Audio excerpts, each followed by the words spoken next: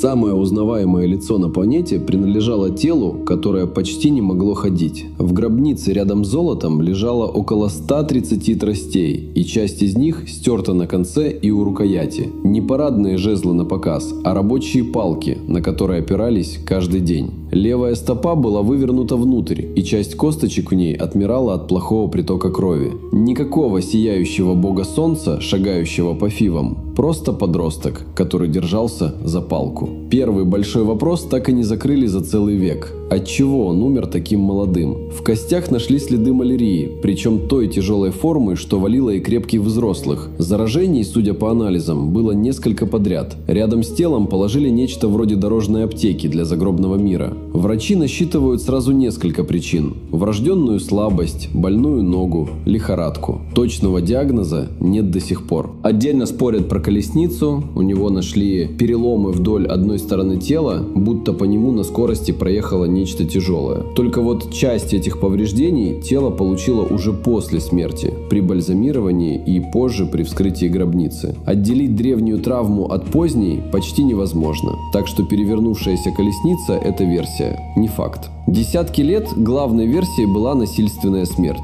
Рассказывали уверенно, будто дело раскрыто. Удар по затылку, дворцовый заговор, темное пятно у основания черепа на старых снимках. В 2005-м тело просветили томографом. Пятно оказалось затекшей смолой бальзамировщиков, а трещины в черепе, скорее всего, оставили сами археологи, когда отделяли голову от прикипевшей маски. Заговор отпал. Мне эта детективная версия всегда казалась подозрительно удобной. Юный царь, золото, тайна и обязательно злодей за спиной. Готовый сюжет. А по фактам все скучнее и грустнее. Организм у него был слабый, и добила его, похоже, обычная болезнь, без ножа и яда. Такой финал, если честно, цепляет меня сильнее любого заговора. С родословной вышло еще неприятнее. Тесты ДНК показали, что отец и мать этого мальчика были родными братом и сестрой. Дед по одной линии – великий Аменхотеп III, бабка – царица Тия. Кровь в семье держали чистой, и расплатился за это в первую очередь ребенок. Ломкие кости, вывернутая стопа, слабое здоровье с рождения. А одна находка в гробнице стоит вообще отдельно от золота. Там лежали два крошечных спеленутых тельца, две девочки, которые не родились живыми. Его дети,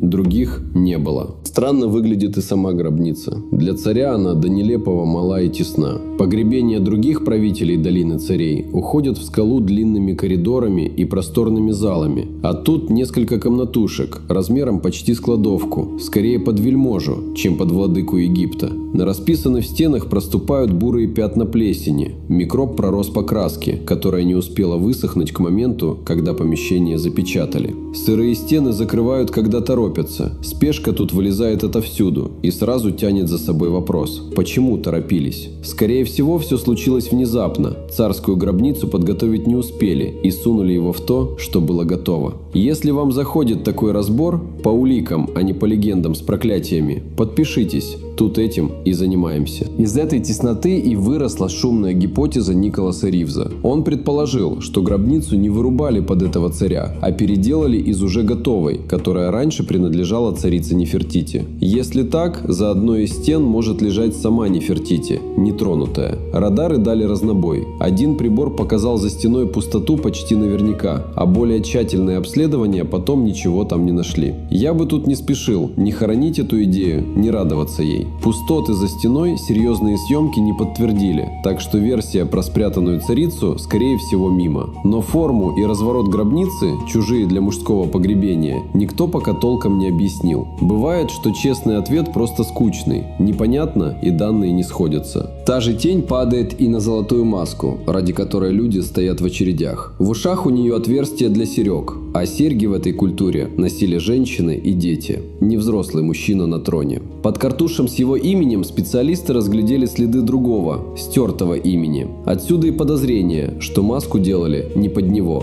Не исключено, что снова под Нефертити. Само тело подкинуло еще одну неприятную деталь, и всплыла она поздно. Бальзамирование провалили. Масла налили слишком много, тело закрыли влажным, и внутри запечатанного гроба пошла медленная химическая реакция, от которой пелены и ткани обуглились. Еще Картер, вскрывая саркофаг, записал, что бинты выглядят так, словно их охватило медленное самовозгорание. Красиво это не назовешь. О том, что с телом сделали уже в наше время, вспоминать не любят. Смола за 3000 лет намертво приклеила его к дну гроба. Целиком поднять не выходило, а сверху ждали золотые вещи. И тело разняли на части, чтобы вытащить из смолы и добраться до украшений. Мальчика, которого так старательно снаряжали в вечность, через 30 веков разобрали ради витрин. Меня это честно коробит сильнее всех проклятий. Была еще вдова. Жена Анхисинамон приходилась ему сводной сестрой, и после его смерти осталась одна, без наследника. Сохранилось письмо молодой египетской царицы царю Хеттов с просьбой прислать одного из его сыновей ей в мужья, потому что своего мужчины у нее не осталось. Точно ли писала именно она, историки спорят до сих пор. Но если она, то это письмо очень напуганного человека. Присланный жених до нее не доехал, погиб в пути, а ее собственный след вскоре обрывается. Вокруг раскопок быстро наросла своя легенда.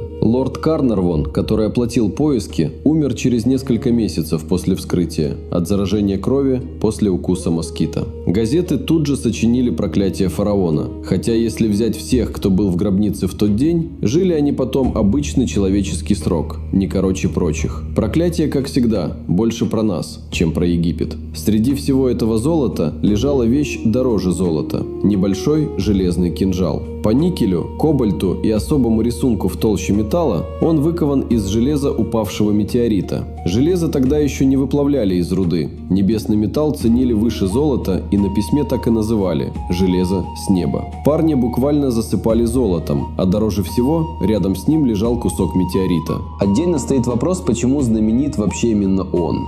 Правил меньше 10 лет, войн крупных не вел, храмов великих не построил. Наследники старательно сбивали его имя с памятников и вычеркивали из царских списков, будто хотели, чтобы его не было совсем. Историк Кристина Рикс вообще доказывает, что слава Тутанхамона – это явление 20 века, а не Древнего Египта. Он гремит не потому, что был крупной фигурой, а потому, что его гробницу нашли почти целой и в нужный момент, под вспышки газетчиков. И целой она дошла ровно потому, что его успели забыть. Забытую могилу грабители тревожили реже, а пышные усыпальницы великих царей вынесли еще в древности. За 100 лет томографов, ДНК и радаров самый крупный вопрос остался самым простым, и ответа на него нет. Каким он был как человек? Болезненный мальчик, женатый на своей сводной сестре, похоронивший 2 нерожденных дочерей, ходивший с палкой и не доживший до 20. Золото рассказывает, как его собирали в вечность. Каким он был живым, золото молчит.